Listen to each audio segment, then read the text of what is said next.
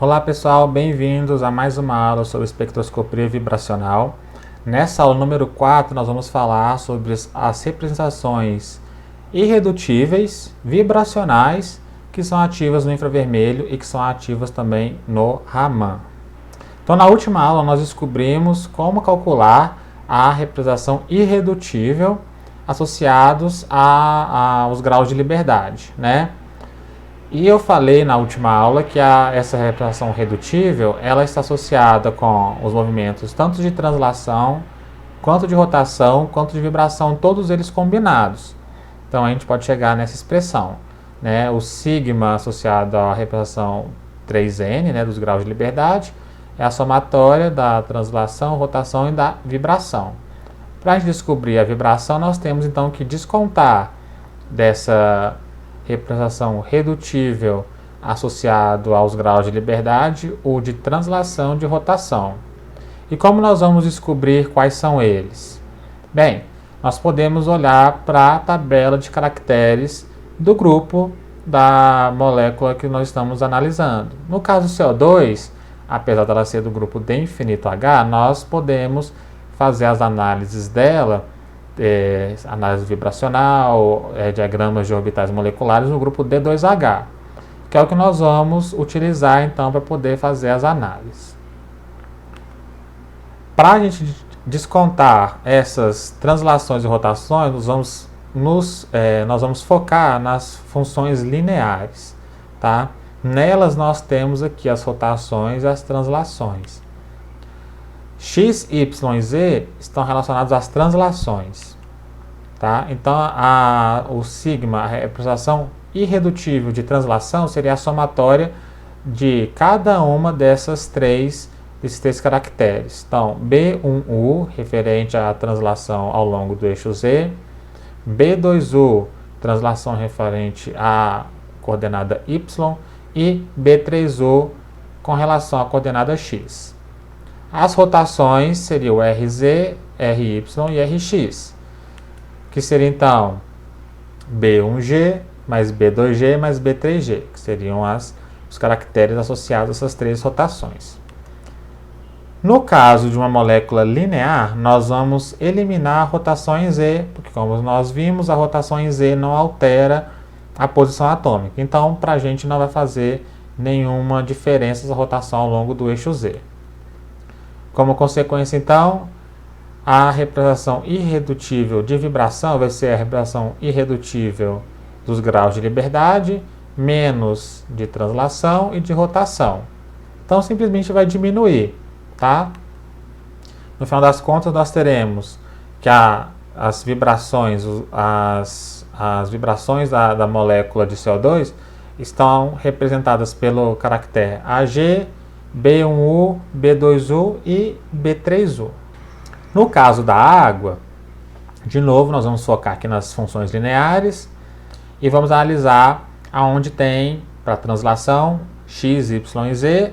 No caso aqui, seria então o A1 referente ao Z, o B1 referente à translação em X e B2 a translação em Y.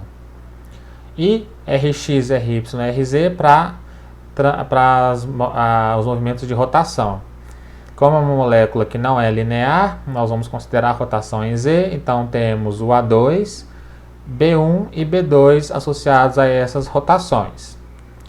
E a representação redutível de vibração vai ser a total, que nós calculamos na última aula, né? 3A1 mais A2 mais 3B1 mais 3B2 e subtrair a de translação e de rotação. No final das contas, nós vamos ter 2A1 mais B1, né? Então, nós temos dois modos vibracionais associados ao A1 e um modo vibracional relacionado ao caractere B1. Para a amônia, mesma coisa. Só que aqui temos o seguinte. Na hora que a gente olha para a função linear, os movimentos que são degenerados vão aparecer entre parênteses, tá? E eles vão ser contados apenas uma vez. Como é o caso aqui do X e do Y, tá? Então a translação em X e Y é degenerada e elas são ambas associadas apenas ao termo E. Então a translação, né, a representação irredutível de translação é A1 mais E. A1 referente aqui à translação em Z.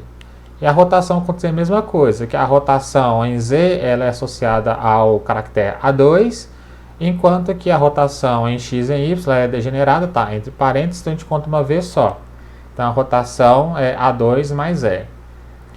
E a representação irredutível de vibração vai ser o total, que nós calculamos na última aula, 3A1 mais A2 mais 4E, menos a de translação e a de rotação. No final das contas, nós temos 2A1 mais 2E. E aí, o número de modos vibracionais que nós encontramos aqui, ela tem que corresponder ao valor 3N-6, no caso aqui, porque são moléculas não lineares, tá?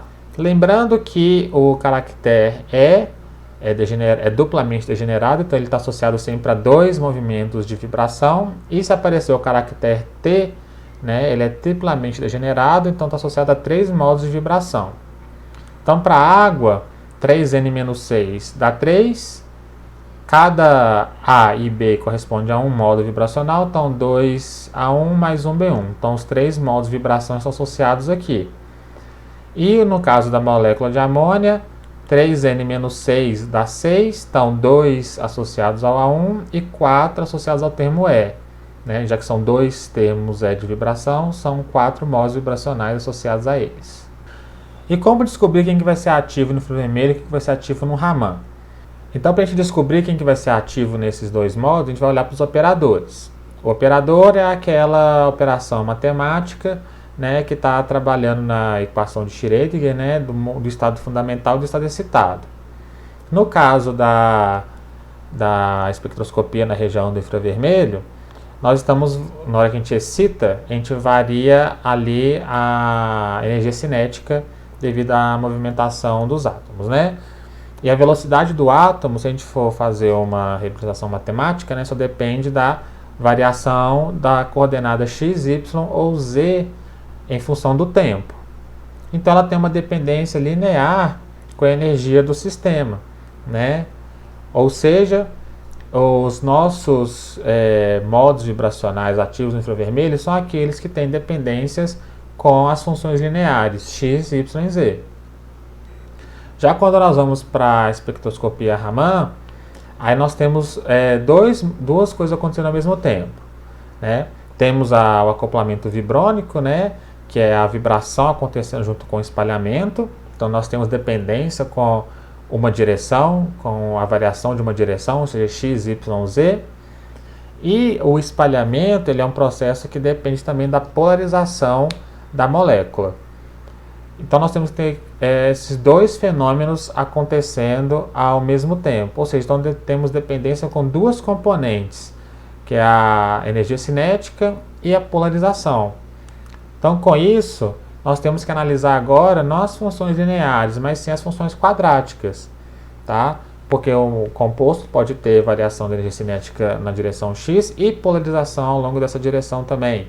Ou em x e em y, né? Variação de energia cinética em x e polarização em y.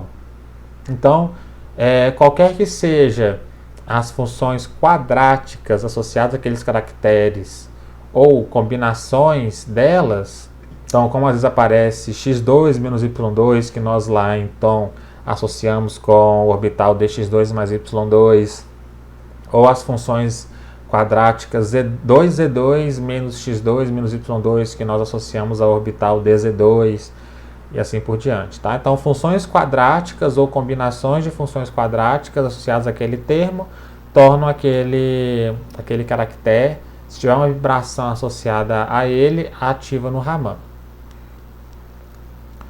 E aí nós temos alguns tipos de modos vibracionais. Tem alguns que são ativos só no infravermelho ou só no Raman.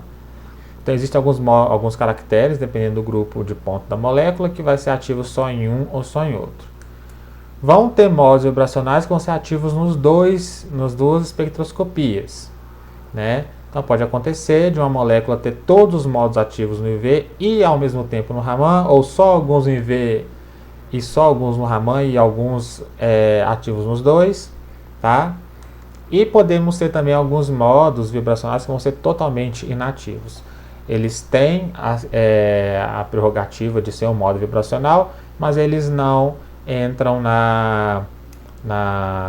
os operadores, né, tanto a espectroscopia Raman quanto a espectroscopia na região do infravermelho, eles não fazem alterações significativas para serem observados.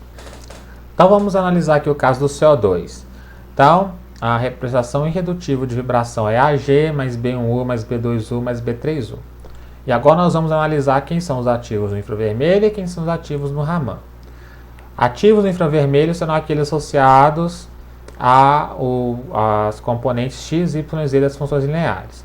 Tomem cuidado, nós já descontamos uma vez esses três mesmos caracteres porque eles estavam referentes às translações do sistema, tá?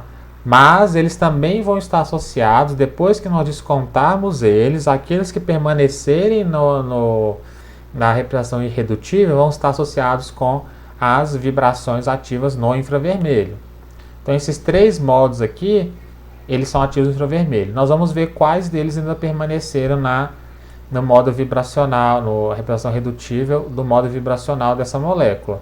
Então os três permaneceram, então ativo no infravermelho nós temos três modos. Então o CO2 ele tem três modos ativos no infravermelho, que é o B1U, o B2U e o B3U. Então ele vai ter três bandas ativas no infravermelho. Já para analisar quem são os ativos no Raman, seriam todos esses 5 aqui que teriam componentes que têm associados funções quadráticas, x2, y2 ou z2, ou x vezes y, ou x vezes z, ou y vezes z. Só que associados aqui à nossa representação irredutível de vibração, só temos o modo AG. Então, ativo no Raman só temos um modo ativo, então vai ter uma banda só associados a ele lá quando fizermos a análise dele no Raman.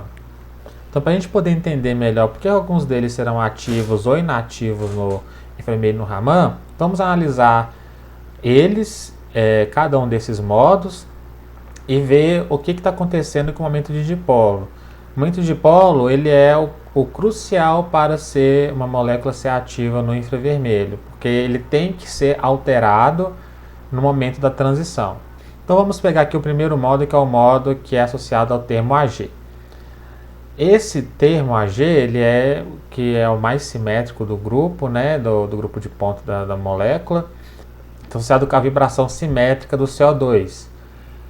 Depois, quando essa molécula acontece o estiramento simétrico, os átomos de oxigênio eles se afastam do carbono, né, como consequência o dipolo diminui, porque a interação eletrostática ali entre esses átomos diminui, mas como é uma separação simétrica, os dipolos diminuem de mesma intensidade. Como eles têm direções opostas, no final das contas o momento de dipolo continua sendo igual a zero.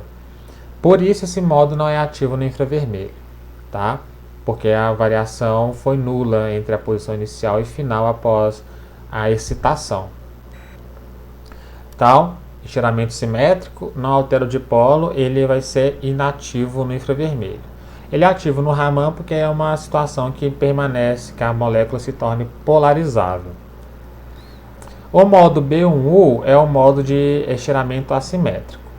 No estiramento assimétrico, nós sabemos que o CO2, o carbono, se movimenta, mas vamos desconsiderar esta informação para a gente poder continuar fazendo a nossa análise. Vamos embutir o movimento do carbono dentro do movimento do oxigênio para ficar mais fácil a visualização. Então é como se os dois átomos de oxigênio eles movimentassem a mesma quantidade nessa direção. Inicialmente o momento de dipolo é zero e depois o oxigênio que se afasta, o momento de dipolo da ligação ali diminui, né, porque diminui a interação. Já quando o oxigênio se aproxima, a atração do oxigênio pelo elétron do carbono aumenta. Então esse momento de dipolo também aumenta. Como consequência, nós temos aqui dois dipolos que se alteraram, mas existe uma resultante. Então o aumento de dipolo é diferente de zero. Então a vibração assimétrica é uma vibração que, enquanto ela está ocorrendo, ela está mudando o momento de dipolo da molécula. Então isso torna esse movimento ativo no infravermelho. Os modos B2U e B3U, eles são modos de deformação. tá? Uma é a deformação, as duas são deformações simétricas, só que uma acontece ao longo do plano XZ e outra ao plano YZ, tá? Nos dois casos, eu vou fazer esse aqui que fica mais fácil de ver porque ele está no plano do desenho, né? Na hora que eu faço uma torção para baixo, acaba que os dipolos não conseguem se anular mais. Então o momento de dipolo final é diferente de zero, enquanto a posição inicial é igual a zero.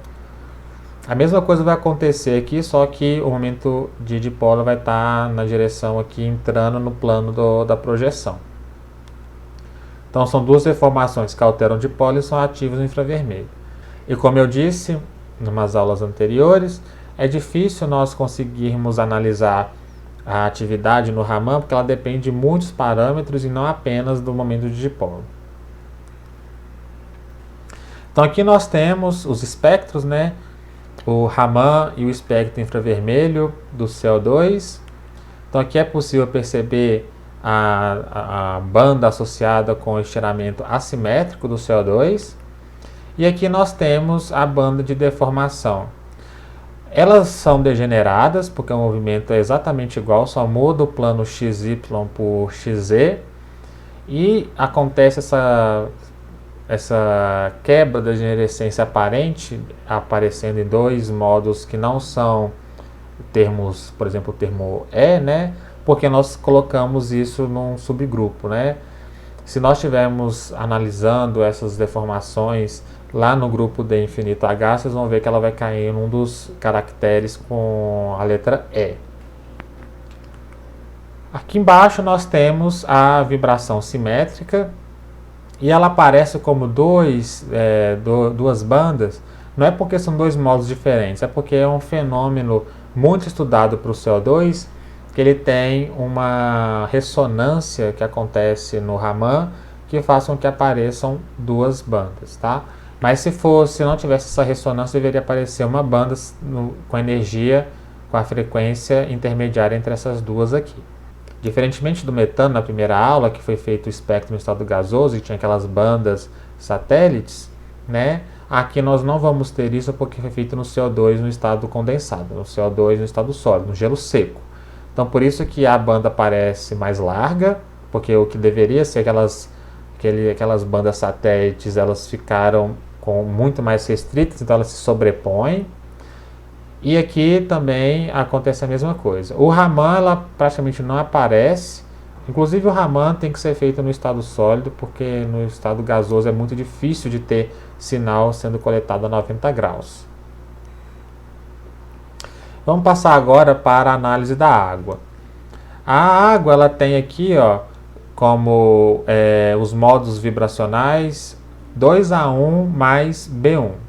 Então, se nós formos analisar no grupo de ponto da água, que é o C2V, nós vamos perceber que o modo A1, B1 e B2 seriam modos ativos no infravermelho, né? Mas só o A1 e o B1 estão associados com os modos vibracionais desta molécula. Então, ativo no infravermelho, então nós temos os dois. E no Raman, todos eles são modos ativos no Raman. Tá? Tem grupos de pontos que todos os caracteres são ativos, tem grupos de pontos que são só alguns. Tá? Isso vai variar de grupo de ponto para grupo de ponto. Então temos que analisar caso a caso. Nesse caso aqui, então todos os 4 caracteres seriam ativos no Raman, mas no nosso caso aqui só o A1 e o B1. Então isso aqui, a molécula de água, é um exemplo de uma molécula em que nós temos todos os modos ativos, tanto no infravermelho quanto no Raman. Então na vibração simétrica, que é o modo associado ao caractere A1, o estiramento simétrico, né, nós temos que, na hora que os hidrogênios se afastam, os dipolos diminuem da mesma intensidade, mas eles têm um ângulo, e esse ângulo faz com que esse dipolo continue existindo, só que agora numa intensidade menor. Então aconteceu uma variação do dipolo, né? Então por isso que ele é ativo no infravermelho. A deformação também é uma deformação simétrica, que também está associada a esse termo A1. Na hora que acontece isso, nós vamos mudar o ângulo ali, né? Então, na hora que a gente muda o ângulo, o que acontece? As componentes, elas se cancelam em menor ou maior quantidade, dependendo do movimento, né? No movimento de fechamento do ângulo, as projeções ao longo daqui desse eixo perpendicular, né, diminuem, então o resultante na direção oposta aumenta. E se for o afastamento deles, né, acontece o contrário, mas em ambos os casos acontece a variação do aumento de dipolo. Então, ambos os casos alteram o dipolo, né? Então, por isso que são ativos no infravermelho. O modo B1 é o modo de estiramento assimétrico da ligação, né? Então, um hidrogênio aproxima enquanto o outro afasta. Nesse caso, um dipolo diminui enquanto que o outro aumenta. Com isso, o momento de dipolo total, ele além de modificar em intensidade, ele muda também de ângulo de direção, né? Então, bastava alterar ou o ângulo ou a intensidade, já seria suficiente para ser ativo no infravermelho. Nesse caso, ativou-se os dois. Então, aqui nós temos o espectro de infravermelho e Raman para a molécula de água. E é possível perceber que aparece apenas duas bandas, né? Mas por quê? A deformação ela aparece sozinha, aqui, essa região aqui, em torno de 1500, 1550, enquanto que os estiramentos, eles acontecem aqui com energia muito próxima e acabam se sobrepondo. E tem essa banda, esse alargamento da banda, por todos aqueles outros fenômenos que eu mostrei para vocês, né? Os isótopos do oxigênio e do hidrogênio, acoplamento com rotação.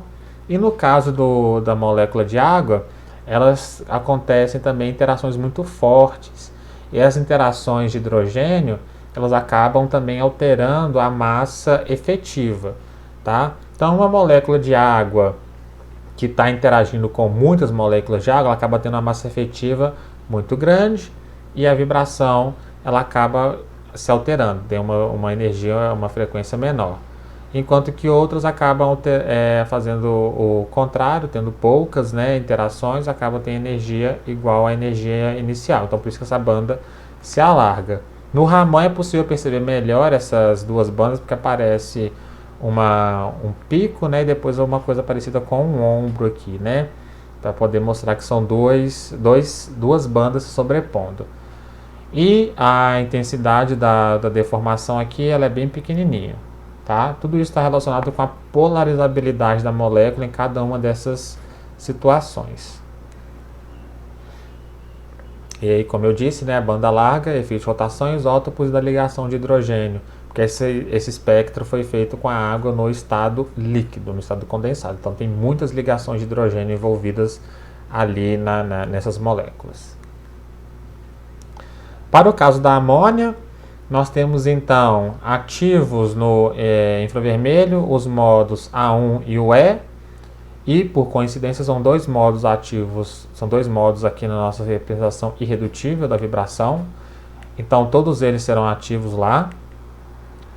E ativos no Raman também A1 e o termo e o caractere E, que também são os que nós temos. Então, a amônia também é um exemplo de uma molécula que todos os modos vibracionais ativos no infravermelho estarão ativos também no Raman. E como nós temos dois modos A1, vamos analisá-los. Eles são os modos de vibração e deformação simétrica, tá? Então, o modo de deformação simétrica, muito parecido com a água, na hora que está se afastando, os momentos de dipolo diminuem, na hora que os hidrogênios se aproximando, os aumentos de dipolo estão aumentando. Então, nesse processo de afastar e aproximar, o aumento de dipolo vai variando, né? Então, por isso que ele é ativo no infravermelho. Vamos pegar uma casa de deformação, um caso extremo, que se deforma tanto que a molécula de amônia ficaria plana. Nesse caso, quando ela está plana, os aumentos de dipolo chegam até a se anular. Então, nesse movimento da molécula, sai de trigonal, piramidal para trigonal plana, o aumento de dipolo vai diminuindo até chegar em igual a zero. Então, variou-se o aumento de dipolo, ativo no infravermelho. Vamos analisar agora os movimentos degenerados, que são os movimentos com a letra E. São dois modos degenerados de vibração de estiramento assimétrico e dois de deformação assimétrica. Os estiramentos assimétricos, o primeiro deles, um hidrogênio afasta enquanto dois outros se aproximam, né? Isso faz com que os dipolos se variem ali em quantidades diferentes, então altera o valor do momento de dipolo. E o outro um fica fixo enquanto os outros dois se aproximam. Então a mesma coisa, né? O momento de dipolo vai variar nos dois casos. Então as vibrações de estiramento assimétrico alteram o dipolo e por isso são ativos no infravermelho. A deformação assimétrica ela já é um pouquinho mais difícil de ver, mas todas elas alteram os ângulos, né? E como a amônia depende dos ângulos ali para poder fazer as projeções e irem se anulando num dos planos XY e no plano Z a resultante aparecer, então com isso os momentos de dipolo vão estar sempre variando, tá? E como consequência a atividade vai ser vista no infravermelho. Para o tetracloroplatinato 2, eu não vou fazer o cálculo da representação irredutível, porque envolvem muitos átomos e são muitos elementos no grupo D4H. Fica de tarefa para vocês fazerem, para vocês treinarem se vocês aprenderam de verdade. A representação redutiva associada aos graus de liberdade estão aqui, é A1G mais B2G mais B1G mais B2G mais EG mais 2A2U mais B2U mais 3EU, tá? Então, primeira coisa, vamos descontar as translações. Então, as translações estão associadas ao termo A2U e ao termo EU. Como está degenerado o X com Y, eu vou descontar o EU apenas uma vez. E as rotações seriam o A2G e o EG. Então, no final das contas, nós temos que, associado à vibração, nós temos A1G mais B1G mais B2G mais o A2U mais B2U mais 2EU. Então vamos lá, ativos no infravermelho serão o A2U e o EU se eles estiverem presentes no nosso representação irredutível, né? E no caso o A2U e o EU estão presentes sim.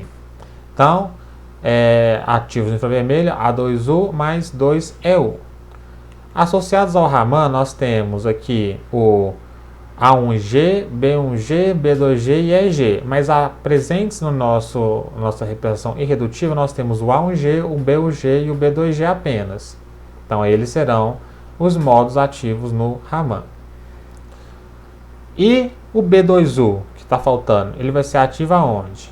Em nenhum lugar. Ele é um modo vibracional que não atende às características necessárias para o operador da espectroscopia na região do infravermelho e do Raman fazer a perturbação pertinente para ser observada nessa espectroscopia. Então, é um modo vibracional que não é ativo em nenhum dos dois tipos de espectroscopia. E é simplesmente isso. Como consequência, então, nós temos 5 modos ativos no infravermelho, que vão resultar em 3 bandas, né? Lembrando que a degeneradas aparece como uma banda só. E 3 bandas também relacionadas a 3 modos vibracionais ativos no Raman.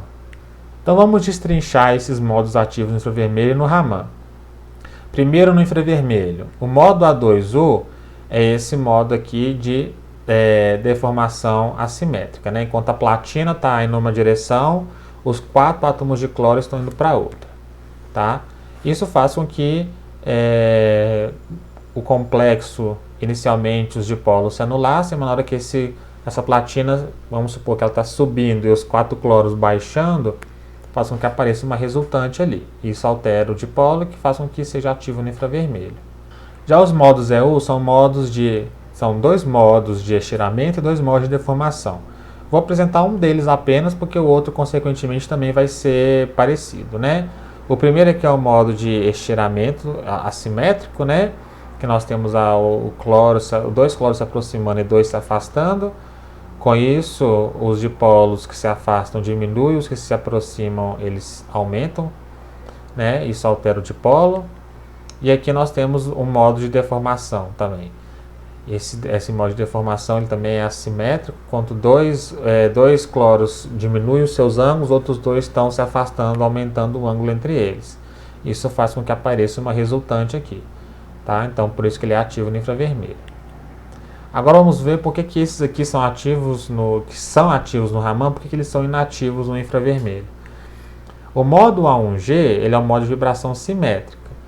Então, na hora que os 4 cloros se aproximam, os 4 cloros se afastam na mesma intensidade. Então, o momento de dipolo não é alterado.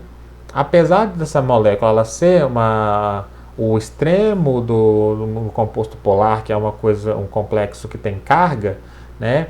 Porque o extremo de um dipolo seria o monopolo, que é uma espécie inteira com carga. O que a gente está buscando aqui é a variação no momento de dipolo, tá? Então, se o momento de dipolo inicial é 0 e no final, a qualquer instante da vibração, né, também é 0, então não aconteceu. Ou o momento de dipolo vale tanto e no final ele continua valendo tanto, também não. Ou o momento de dipolo não variou a posição, porque ele pode estar nessa direção, variar para cá e para lá, dependendo, sem mudar a intensidade do dipolo, mas só o ângulo. Todos eles seriam condições para variar, para ser ativo no infravermelho. Nesses casos aqui, não acontece nada disso. Então, por isso que ele não é ativo no infravermelho. O modo B1G é um modo de vibração também assimétrico, mas é um assimétrico que é da seguinte forma. Quem está em trans ao outro tem movimentos coordenados, enquanto que os outros dois teriam movimentos coordenados também, só que em direções opostas. Então, são dois se aproximando e dois se afastando, né? E como eles estão em posições alternadas, aqui em posições em trans, o tanto que um afasta na direção oposta vai variar na mesma intensidade o dipolo do outro cloro que está oposto a ele. Com isso, os dipolos se anulam, seja porque eles estão se afastando ou porque eles estão se aproximando, né? Então, é uma vibração assimétrica, mas sem variação no momento de dipolo, né? Então, por isso que ele é inativo no infravermelho. Esse outro modo B2G aqui é o modo de scissoring, né? De tesoura, que os ângulos estão se aproximando nesses dois pares aqui, tá? Como consequência, nós temos que o ângulo diminui, mas os átomos de cloro continuam, como eles diminuem o ângulo fecha na mesma intensidade dos dois lados, os átomos de cloro permanecem opostos uns aos outros, que faz com que o momento de dipolo possa ser anulado. Então, por isso que é inativo. Já o modo B2U seria esse modo aqui de vibração de deformação assimétrica, né, que um átomo de platina fica parado, enquanto dois cloros vão para frente e dois cloros vão para trás. E os cloros que vão nesse movimento dois para frente e dois para trás, eles estão opostos uns aos outros, que resulta nessa situação, né? Dois cloros para trás e dois para frente. Vamos fazer o seguinte, vamos pegar esses dois cloros aqui, ó, e vamos colocar no mesmo plano para ficar mais fácil de entender. Se eu pego esses dois átomos de cloro e coloco no mesmo plano, os dipolos eles não vão se anular. Mas se eu somar os dois, eles vão se anular com os dois outros que também ficaram aqui sem se anular. Um para fora do plano e outro para dentro. Tá? Então, nesse caso aqui, ó, não altera o dipolo, por isso que ele não é ativo no infravermelho. E é uma situação que não altera a polarizabilidade da molécula, então por isso que ela também não é ativa no Raman. Mas isso é uma coisa, como eu disse e vou repetir, é difícil de a gente poder analisar aqui, porque depende de muitos parâmetros. E aqui, gente, eu mostrei, são modos vibracionais que são dados a vocês, tá? Nem sempre os modos vibracionais serão fornecidos. Se você estiver, por exemplo, fazendo a pesquisa, trabalhando com uma molécula diferente, uma molécula nova, você vai precisar determinar esses modos vibracionais, eles vão ser dados a vocês. Então, na próxima aula nós vamos aprender a como calcular, como determinar esses modos vibracionais, principalmente para as moléculas mais simples. São moléculas mais complexas, aí, como o próprio nome já diz, a complexidade é grande. Mas para moléculas simples a gente consegue sim determinar os modos vibracionais fazendo análise utilizando a teoria de grupos. Então, até a próxima aula.